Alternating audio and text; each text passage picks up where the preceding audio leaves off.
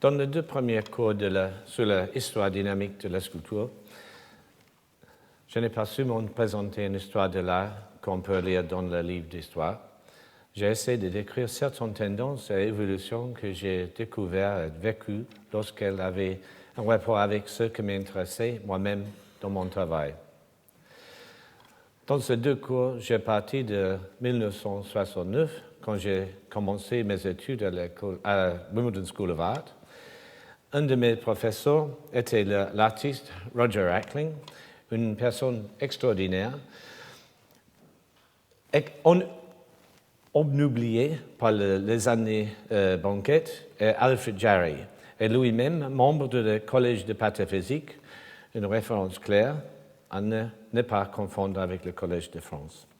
Le pataphysique, comme je présume tous les Français le savent, est la science de solutions particulières ou de solutions imaginaires et défie tous les modes de pensée et méthodes scientifiques en présentant les exposés de la réalité les plus extravagants et irréalistes. La Père Ubu, personnage principal de la pièce Ubu-Roi de Jarry, créée en 1896 et aussitôt condamnée, incarne toute la laideur, la brutalité et la stupidité humaine. D'un côté, la pataphysique est une parodie absurde de la science et de l'existence humaine, mais d'un autre côté, elle relativise notre manière d'aborder le monde et pose des questions quant à la validité de nos concepts et idées. La Père Ubu, a peut-être tout faux, mais il n'est pas plus laid, brutal, opaque que beaucoup de ceux qui paraissent avoir tout juste. En un sens, cette fascination était appropriée à cette époque où tout était protestation, où on remettait en cause l'autorité et cherchait de nouvelles solutions dans tous les domaines de la vie. Wimbledon était une petite école d'art relativement peu connue dans la banlieue de Londres, mais les artistes enseignants et les étudiants s'est préoccupés des derniers développements et idées en art, ce qui en faisait un excellent endroit pour étudier. À cette époque, je suis devenu ami avec Bill Woodrow et Richard Deacon. J'avais commencé à faire des objets en utilisant des matériaux simples dans lesquels le processus de réalisation jouait un rôle capital. Pendant la 2e année de mes études, les étudiants ont exposé ensemble et 2 artistes qui n'enseignaient pas à Wimbledon étaient invités à évaluer les œuvres. J'ai exposé 3 œuvres. En parlant, les 2 artistes faisaient régulièrement référence à l'art pauvre. Aussitôt après, je me suis précipité à la bibliothèque de l'école pour dénicher le catalogue de Germano Celand sur l'art pauvre et les 2 expositions dont il avait été commissaire en 1968. Et ne comprenait pas seulement des artistes travaillant en Italie et partageant certaines caractéristiques, mais également des autres artistes d'ailleurs d'Europe et USA. Le bibliothécaire me passait alors un autre catalogue intitulé « Quand les attitudes deviennent formes » d'une exposition montée par Harold Seaman en 1969. J'ai retrouvé récemment des exemplaires de ces catalogues et je dois dire que j'ai été surpris que ce livre qui avait tant compté pour moi en 1971 était des publications relativement petites, en noir et blanc, pas vraiment bien imprimées, sans doute parce que nous avons pris l'habitude aujourd'hui de publications luxueuses en haute définition. Pour moi, c'était l'introduction à quantité de nouveaux artistes et mouvements comme le minimal art, l'art conceptuel, le land art, les installations et les happenings.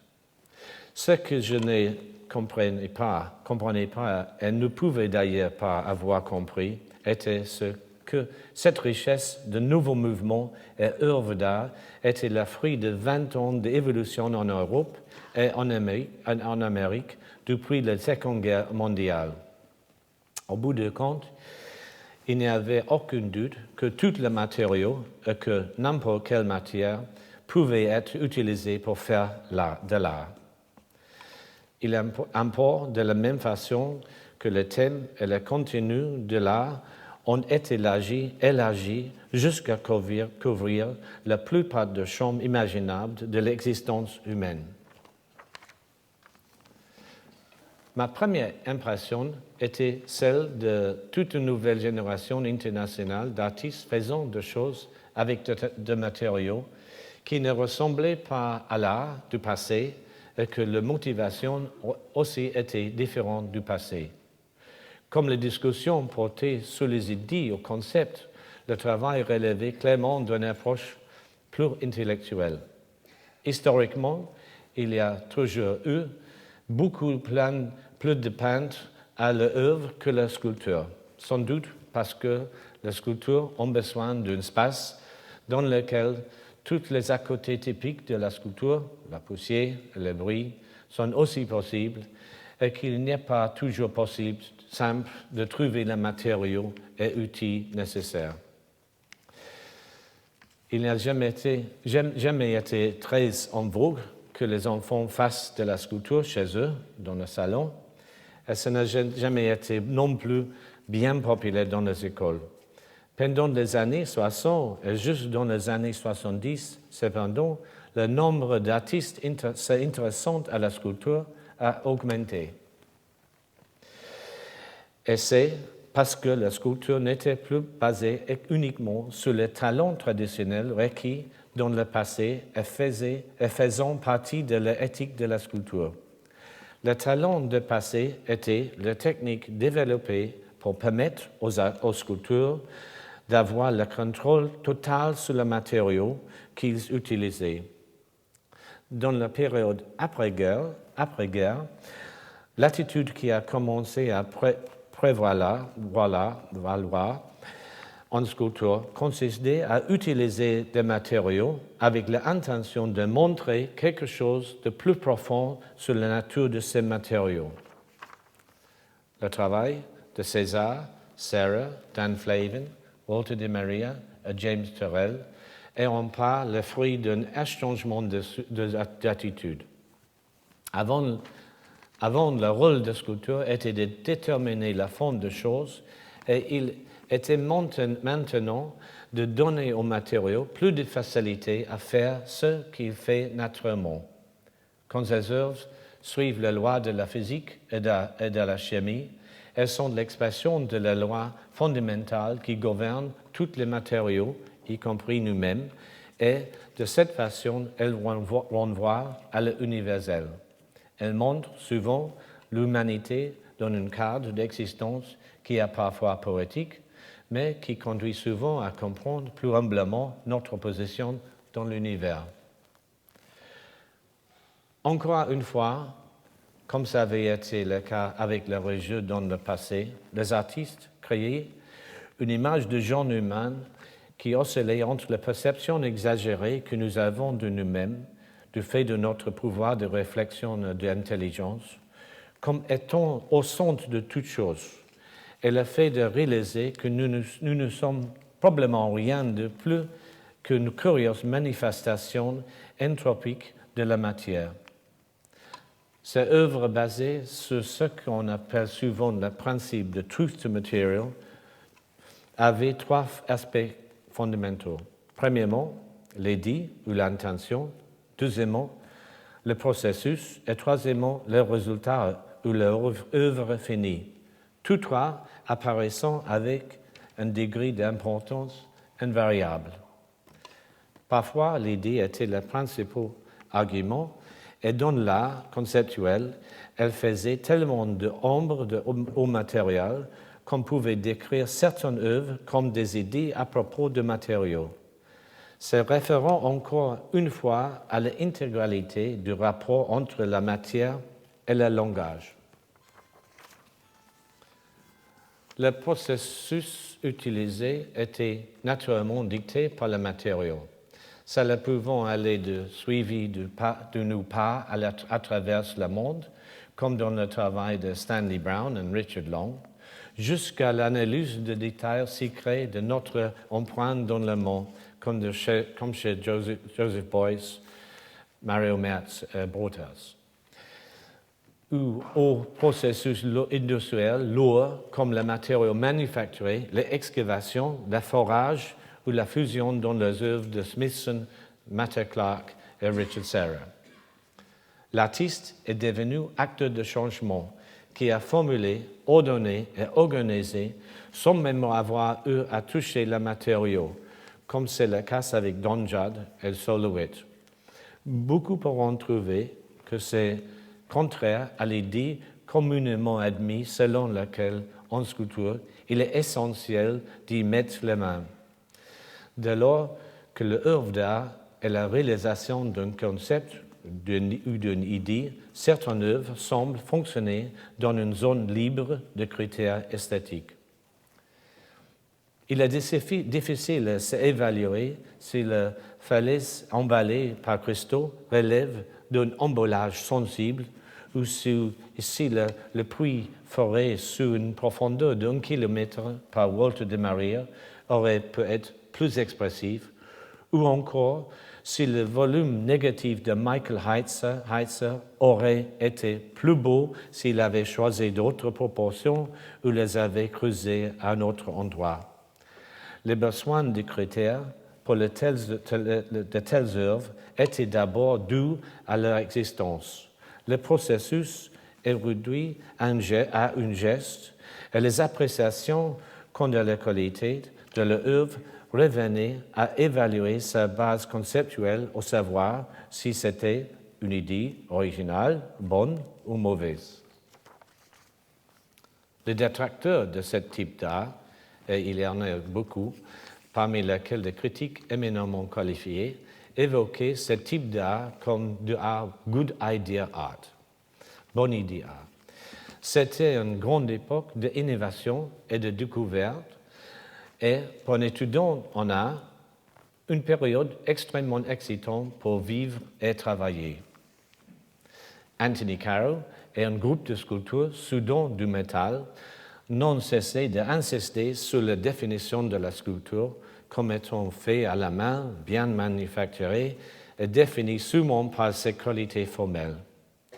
Cela peut être compris comme une réaction provoquée par le fait que même dans une époque où il était devenu habituel de redéfinir les notions, celle de sculpture a été si souvent redéfinie que c'est devenu une manière de faire que chaque nouvelle sculpture ait à remettre en cause de la compréhension de ce qu'est la sculpture. Gilbert and George était devenu le sculpteur vivant et Beuys avait déclaré tous les aspects de la société et de la vie humaine comme Gesamtkunstwerk ou œuvre de art global, dans lequel nous étions tous des artistes participants. N'importe qui, faisant n'importe quoi, n'importe comment, cette position érode naturellement le concept d'art et notamment de sculpture, pas seulement en enlevant l'art de son piédestal, mais en la mettant tellement au rang de même de la vie qui n'est pas plus un champ d'expérimentation extraordinaire. Bien sûr, ce n'est pas ce qui arrive en réalité. La qualité extraordinaire de l'art ressort toujours et elle confère aux idées des artistes l'importance et même la position historique qu'elles méritent. Au début des années 70, une communauté internationale d'artistes avait développé ce qui est exposé dans le monde entier, les galeries et expositions collectives. Le marché de l'art contemporain était encore très réduit et est relativement insignifiant. Et bien que les artistes y trouvent, par la définition, leur propre intérêt à cause, il y avait vraiment quelque chose d'idéaliste qui entourait l'art de cette époque. Parfois, c'était éphémère Elle ne aboutissait pas des objets d'art bien définis, ni à un vrai produit. La sculpture était une étude du monde matériel dans lequel tout le matériau avait un rôle à jouer. Tout avait un sens et une signification. Marcel Duchamp et Dada étaient encore la source de l'inspiration spirituelle. Sans perdre le pouvoir de provocation, il exerçait moins en attaquant la bourgeoisie, qui avait elle aussi traversé deux guerres mondiales, ayant remis en question toutes les valeurs et changé bon nombre de positions sociales. Il proposait plutôt des valeurs et positions esthétiques alternatives. La sculpture continuait de s'éloigner de la représentation de choses pour favoriser celles-ci idéaux.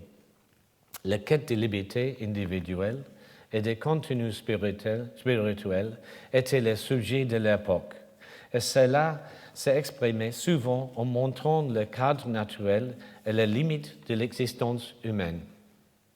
Le rapport de l'homme à la nature, l'écologie, la technologie et la remise en question de structures sociales et politiques qui vouaient la plupart des gens à simplement survivre en gagnant leur vie dans la société industrielle, tel était désormais le contenu de l'art. Harold Seaman, d'ailleurs, lui aussi membre du Collège de pataphysique, est à l'origine de deux expressions, « When attitudes become form » et « living in your head », qui disent bien toute l'importance donnée aux idées et le rôle des attitudes. Il n'est donc pas étonnant que l'on se soit de plus en plus intéressé au rapport entre l'art et le langage. Les mots, en tant qu'abstraction de la réalité, on commence à être considérés de la même façon qu'une image ou une sculpture. Broders, Merz, Beuys, Art and Language, Victor Bergin, Joseph Kosuth, Lawrence Wiener sont de ces artistes qui ont d'une manière ou d'une autre, ont eu recours au langage dans leur travail. Ils l'utilisaient tantôt comme outil d'analyse ou à la place d'objets réels pour décrire leurs propriétés et leur signification culturelle.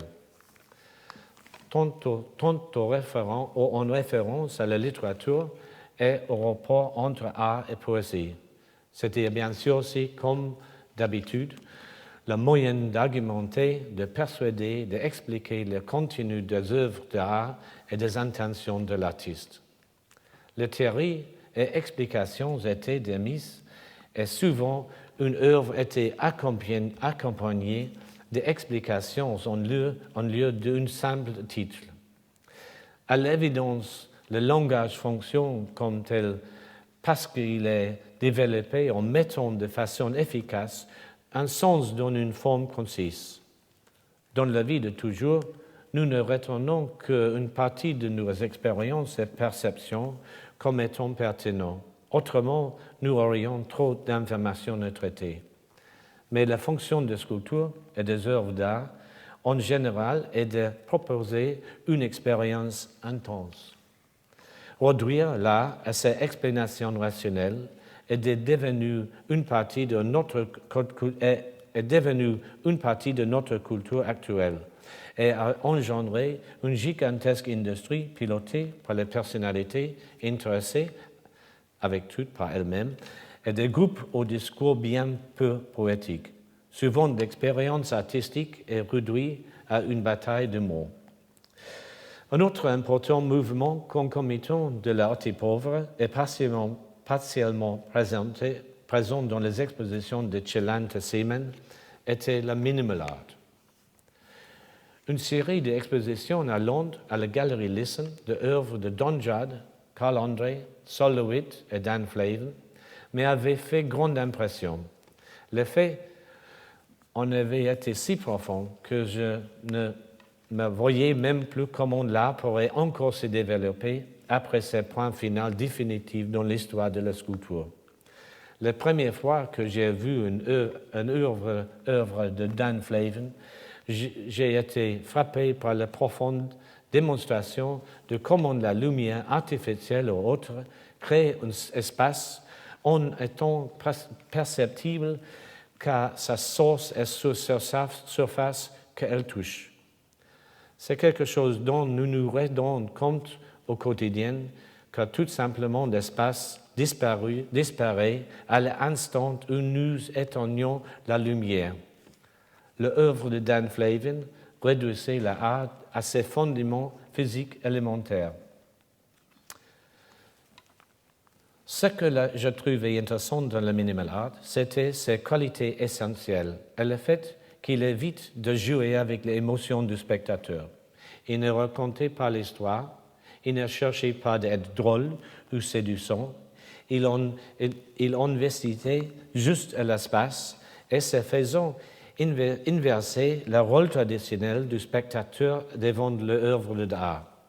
Il laisse le soin aux spectateurs de trouver leur association, réponse et idée. Cela fonctionne de deux manières. Premièrement, comme avec les éléments d'une situation architecturale ou d'un espace vital, où on sent leur présence sans avoir nécessairement de se concentrer dessus. Et deuxièmement, quand on les aborde directement, ils deviennent pratiquement des objets de méditation dans les espaces et volumes desquels nous nous retrouvons. Il n'est donc pas étonnant que les premières œuvres de Dan Flavin aient eu des titres religieux et une iconographie évoquant des lieux saints. Dès ses débuts, le minimalisme a exercé une forte présence et a eu une emprise sur l'esprit de certains. Le minimal art s'est peut-être développé en réaction à l'expressionnisme abstrait et au pop art tardif, mais je ne l'ai vraiment réalisé qu'une fois mon engouement évaporé à l'occasion de ma première visite à New York en 1975. Il paraissait là tellement évident que le matériau était les éléments constructifs de New York et de la réalité urbaine américaine. Les surfaces plates et lisses, au bord droit, les angles de 90 degrés, les reflets, les géométries simples et les éclairages froids, tout était là dans la rue. Des caisses en bois étaient posées sur les aires de chargement devant les entrepôts de Lower Manhattan et le magazine bondé de Canal Street vendait tout ce qu'il fallait pour construire et réparer sa maison. Ses miroirs, ses cadres en acier et appliques lumineuses, du plexiglas, des gigantesques rouleaux de mousse en caoutchouc, en plein autre de primary structures. Les influences creusées de Brancusi, du constructivisme et l'étude de la géométrie des immeubles modernes sont manifestement de l'origine du minimalisme. Ils faisaient écho aux formes et même aux méthodes de travail d'une architecture qui au mieux était agréable de l'extérieur et laissait la fantaisie personnelle, ou à un bon architecte intérieur pour être rendu habitable. La sculpture de Dan Graham, qui se rapporte au minimalisme, sont une réaction bien vue et bien sentie à la vie dans une métropole américaine, où la brutalité matérielle et la mécanique sont âme, comme le fonctionnalisme déployait l'âme. C'est la capitulation survie définitive devant la machine et le mécanisme, qui ne savent produire rien d'autre que de géométrie morne et répétitive et une abstraction sans pitié, sans horreur, ni émotion positive. Mon intérêt initial pour les minimal art a diminué après la lecture de certains de gros volumes sur le minimalisme. Curieusement, l'art qui demande le moins d'être vu est probablement celui sur lequel on écrit le plus. Les explications fastidieuses, le dogme bonnet est suffisant, de beaucoup de ces textes, ainsi que les polémiques belliqueuses de plusieurs minimalistes, paraissaient à la jeune personne que j'étais, à l'opposé de l'esprit ouvert et créateur que j'y avais aspiré, trouvé dans l'art. L'autre mouvement artistique influent depuis les années 60 jusqu'à aujourd'hui est le land art. Le land art, qu'on appelle au début Earthworks, avait commencé aux États-Unis. Ses premiers adeptes étaient Michael Heizer, Robert Smithson, Carl Andre, James Turrell, Walter de Maria, Alice Aycock. La sculpture dans un environnement extérieur n'était pas inhabituelle en termes d'histoire, mais à l'ère moderne, réellement changer les paysages pour en faire une sculpture était nouveau. La motivation résidait en partie dans l'envie de s'évader du contexte du musée et galerie, mais il y avait aussi des enjeux écologiques. Bien que, vu d'aujourd'hui, il soit difficile de dire que creuser des trous dans le désert ou replacer des tonnes de terre au bulldozer ait été particulièrement écologique, le véritable exploit de l'endroit fut de sortir l'art du contexte de la civilisation urbaine, en montrant le large éventail de formes dans la nature et en fournissant l'expérience libératrice de nous voir nous-mêmes dans le contexte plus vaste de la nature et de ses éléments. En 1972, j'étais admis au Royal College, situé au cœur de Londres, juste à côté de Albert Hall, une ambiance très différente de l'école d'art de banlieue que j'avais fréquentée. Pour la première fois, j'avais un vaste atelier. Il y avait 25 autres sculpteurs dans ce département dirigé par Bernard Meadows, ancien assistant de Henry Moore. Toutes les autres sculpteurs avaient déjà terminé les études dans un autre collège ou école d'art et avaient été admis pour des études complémentaires au Royal College. Cela voulait dire que les étudiants venaient de contextes culturels et artistiques très différents, très divers. Parmi eux, il y avait des sculpteurs tailleurs, des modeleurs, des soudeurs de métal, des arrangeurs, des conceptualistes, des artistes travaillant sur les objets et un photographe. Pour moi, ce fut une période intense, tant par rapport à mon travail que par rapport à mon implication dans le débat autour de la sculpture qui était dominé par les générations plus âgées. Le début des années 70 était encore dominé par la guerre du Vietnam, le conflit arabo-israélien et de l'Irlande du Nord, l'indépendance de la Rhodésie, le Watergate, les essais nucléaires, le vol dans l'espace. Yoko Ono et John Lennon chantaient « Power to the People » et l'Angleterre était empêtrée dans une âpre bataille politique qui allait vraisemblablement être remportée par Margaret Thatcher. En 1973, j'avais suffisamment produit pour définir pour moi-même où étaient mes intérêts. Et je savais que ce n'était ni dans le minimalisme, ni dans le conceptualisme. Je n'étais pas de la génération précédente avec ces préoccupations. Ce qui m'intéressait en sculpture, c'est d'utiliser des matériaux de tous les jours, de réassembler, trier, couper, jeter et arranger des méthodes de travail en général pas très techniques qui ne demandaient ni compétences ni connaissances techniques particulières. Sans me rendre compte, j'étais déjà rentré dans un des grands champs de débat à propos de l'art en général et de la sculpture en particulier, le rapport entre leur aptitude technique individuelle et le bon art. Dans les années 70, la sculpture soudure de métal était définitivement ce qui se faisait le plus entendre. Ce genre de sculpture était dérivé de l'ingénierie de construction est donc idéal pour faire la structure dans l'espace comme celle de Marc de Souvreau, Alexandre Nicolde et Jean Tinguely. L'activité consistant à faire des sculptures en métal soudé, y compris l'habituel du travail.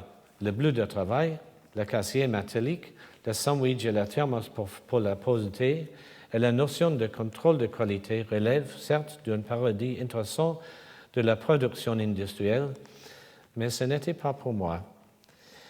Et produire le volume sculpté à partir de tôles industrielles, donnant souvent des sculptures aux allures d'exosquelettes, le dos est rouillé, mais semblait trop spécialisé. Au milieu des années 70, parmi tous ces conflits politiques, guerres et scandales, un sentiment grandissant d'insatisfaction et de désespoir s'est fait jour. Si quelques années plus tôt, une nouvelle génération d'intellectuels et étudiants avait manifesté pour les droits et la fin de la guerre au Vietnam, rien n'avait changé pour la plupart des gens. Et le manque de perspective de jeunes sans emploi prit la forme anarchiste, dont l'expression la plus nette était dans l'anti-esthétisme punk. La durée de la position antisociale formait un énorme potentiel d'expression violente.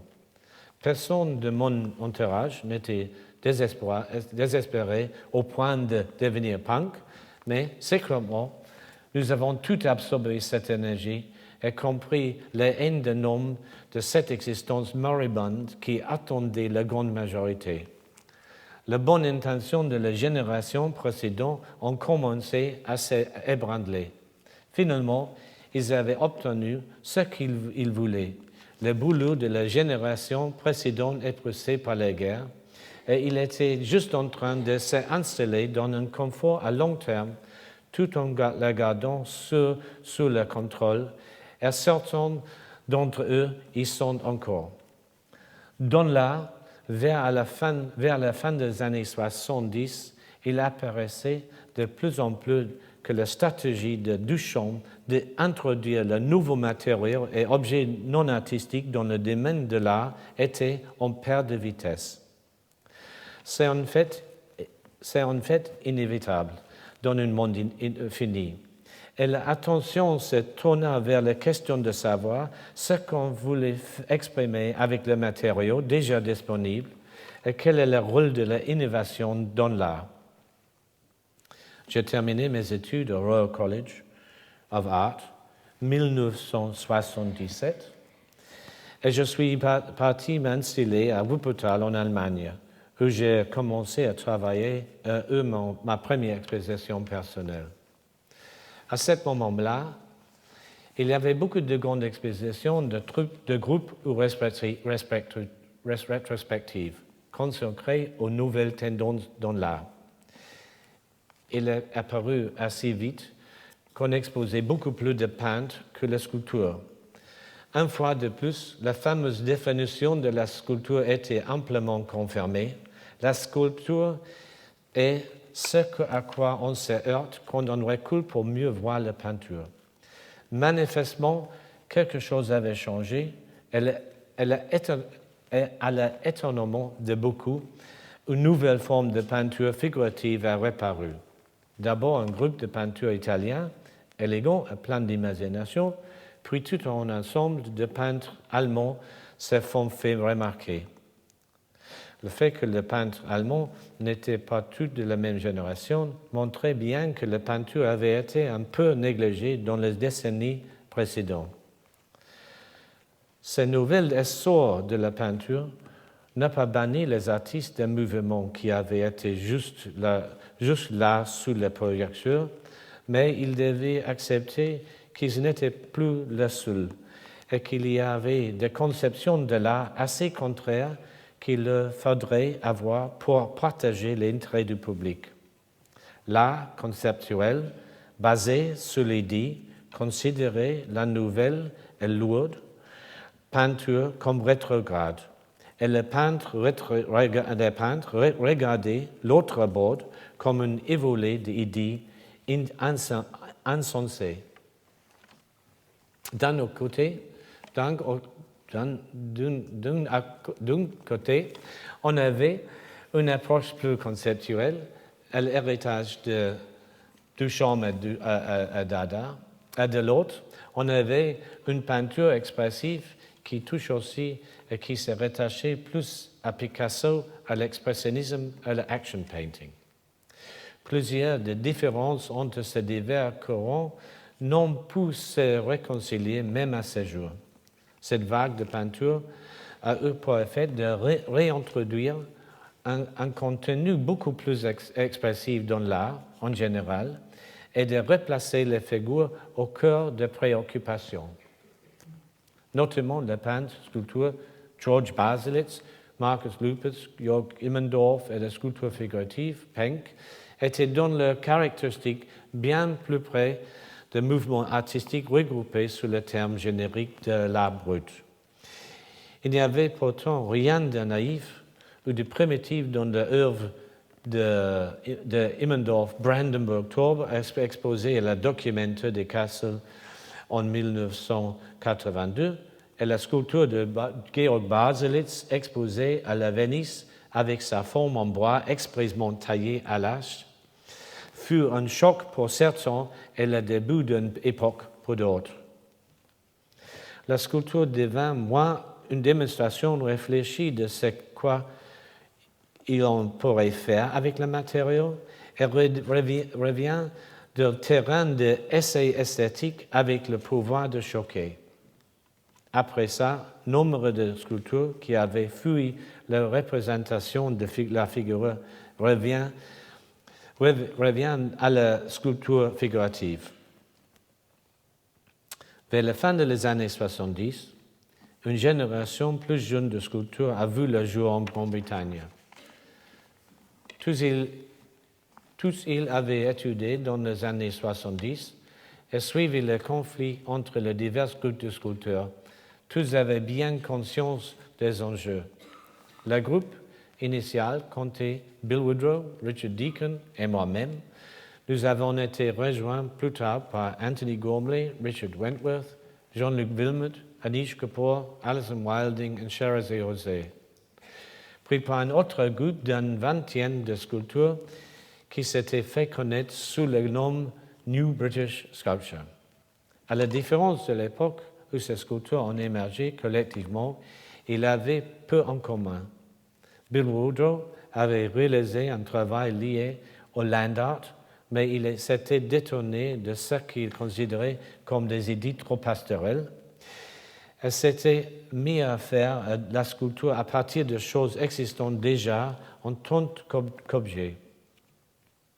Richard Deacon, plutôt conceptuel dans son approche, avait produit une série d'objets faits en vérité de matériaux artificiels et avait continué par développer des sculptures structurelles. Et Anthony Gormley avait été influencé par l'art pauvre et on avait déduit les figures anthropologiques élémentaires qui ont publié ensuite des installations environnementales.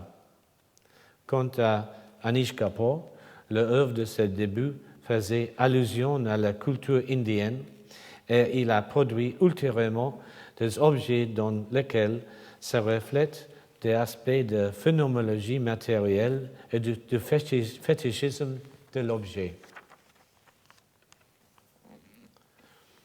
Cette large nouvelle génération de sculpteurs britanniques était tellement hétérogène qu'il est impossible de définir simplement, mais on peut dire que les préoccupations tournaient autour des objets, des matériaux et des méthodes de travail. Même si ce sont là des accents à la Duchamp, il y avait une différence incontestable dans les idées de ces sculpteurs, à tel point qu'il ne se sert pas seulement du potentiel symbolique des objets, et il décortiquait ou il les analysait pour faire une œuvre évoquant l'équivalent naturel, l'évolution de la forme, la dérivation de la matériau et méthode de production. Ces abstractions étaient utilisées pour exprimer la qualité émotionnelle des choses qui nous entourent et qui sont essentiellement les extensions matérielles et spatiales de notre propre cour. Après les générations représentées par Henry Moore et Barbara Hepworth, puis les générations de sculpteurs de metal de Anthony Caro, le travail de Gilbert George et Richard Long fut rejoint par la nouvelle sculpture anglaise. Une véritable tradition de la sculpture en Grande-Bretagne se faisait jour. Cette tradition allait se poursuivre jusqu'à la fin des années 80. En Allemagne, une génération aussi vaste et hétérogène de jeunes sculpteurs est apparue à peu près à la même époque. Une grande partie d'entre eux venant de l'Académie de Düsseldorf. L'histoire récente de la sculpture en Allemagne était bien sûr différente de celle de la sculpture anglaise. D'une part, l'influence de la retombée du travail de Joseph Beuys jouait un rôle important dans la formation des idées et attitudes. Et de l'autre, il y avait une passerelle culturelle intentionnelle et active entre les USA et l'Allemagne, ce qui a servi à présenter des artistes de nouveaux développements et influences dans les deux sens. Düsseldorf et Cologne, Berlin aussi par certains aspects, étaient le nouveau centre de l'activité artistique en Allemagne. Plus que d'autres pays, l'Allemagne avait une tradition culturelle, le potentiel et un besoin évident de se reconstruire en s'impliquant dans l'art contemporain. Dans la région où je vis, par exemple, il y a plus de 50 institutions culturelles à moins de 45 minutes de voiture de chez moi qui exposent de l'art contemporain dont certaines ont plus de 100 ans. De plus, l'Allemagne a un système d'académie d'art très libéral. En quantité d'artistes particulièrement actifs travaillent comme professeurs, plusieurs d'entre eux ayant travaillé à Düsseldorf. Leur histoire, au XXe siècle, le rideau de fer et la division du pays ont fourni des motifs et des contenus constants de créativité. Zéro et Fluxus avaient été néo-dadaïstes et l'influence du conceptualisme, du minimalisme et de Arte Prova a marqué le travail de la nouvelle génération après 1980. Harold Klingelhöller, Thomas Schutter, Rainer Mucha, Isa Gensen, tous de l'Académie de Düsseldorf, furent parmi les premiers sculpteurs à se faire connaître, suivis de près par Katharina Fritsch, Martin Honneth, Thomas Wernich, Wilhelm Mundt et des autres. Des sculpteurs venant d'ailleurs comptaient Hubert Kissel, Wolfgang Leib, Georg Herold et Stefan Balkenau. Tous à l'origine faisaient la sculpture non figurative en lien avec la structure et les objets matériels, faisant référence à l'espace et à l'environnement. Toutes les œuvres n'étaient pas d'installation, mais il y avait une conscience aiguë de l'objet dans l'espace. Des salles avec des objets et des sculptures comme des meubles ont jeté un pont entre les œuvres de minimal art et le rapport avec l'espace et la sculpture-objet. Un intérêt considérable se manifeste donc pour l'architecture et la fabrication de modèles, repris ensuite par Hubert Kissel, Ludwig Gerdes, Thomas Schutter et Wolfgang Loy. Mon intérêt n'était pas d'énumérer tous les artistes remarquables qui ont fait des sculptures, mais plutôt de révéler quelques facteurs et préoccupations discursives et en particulier de donner une impression de l'activité intense et de discours qui ont défini l'image que nous avons de la sculpture à cette époque.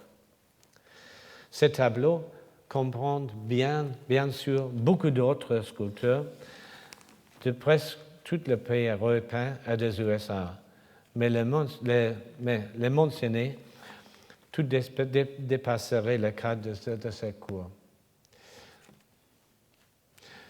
Un des premiers artistes de cette génération dont l'œuvre oscillait entre l'intérêt porté aux objets et les représentations figuratives était le sculpteur espagnol Juan Muñoz. Ces figures rappelaient l'œuvre de George Segal dans la manufacture et le rapport à l'espace, et elle occupe l'espace qu'elle occupe, mais son œuvre réintroduisée donne là un aspect allégorique et même théâtral. Après le début des années 80, a déferlé une vague immense de nouvelles œuvres figuratives de différentes sculptures comme George Baslitz, Lupertz, Jum Plenzer, Juan Muñoz, Jonathan Borowski et Bruce Nauman. Avant d'examiner l'évolution de la sculpture aux États-Unis dans les années 80, il convient de mentionner certains développements ayant marqué le climat culturel de cette époque. Tout d'abord, après la guerre mondiale, les États-Unis ont exercé une influence culturelle dominante en Europe en introduisant les expressionnismes abstraits, le pop art, le land art et le minimalisme. À la fin des années 70, il y a eu une tentative délibérée de la part de beaucoup d'Européens de redresser l'équilibre de cette influence. On parlait même d'impérialisme culturel américain et certains opposaient un refus catégorique aux valeurs culturelles américaines dans divers domaines. Deuxièmement, jusqu'aux années 80, le marché de l'art était relativement limité en Europe. Après, l'intérêt pour l'art et le marché était rapidement croître. Tous les aspects de l'art devenant alors une affaire de spéculation grand public. L'implication d'un public aussi nombreux attira l'attention des médias, des hommes politiques et du marché. Et cela a produit un énorme effet sur les motivations, les méthodes, les formes et les contenus de l'art.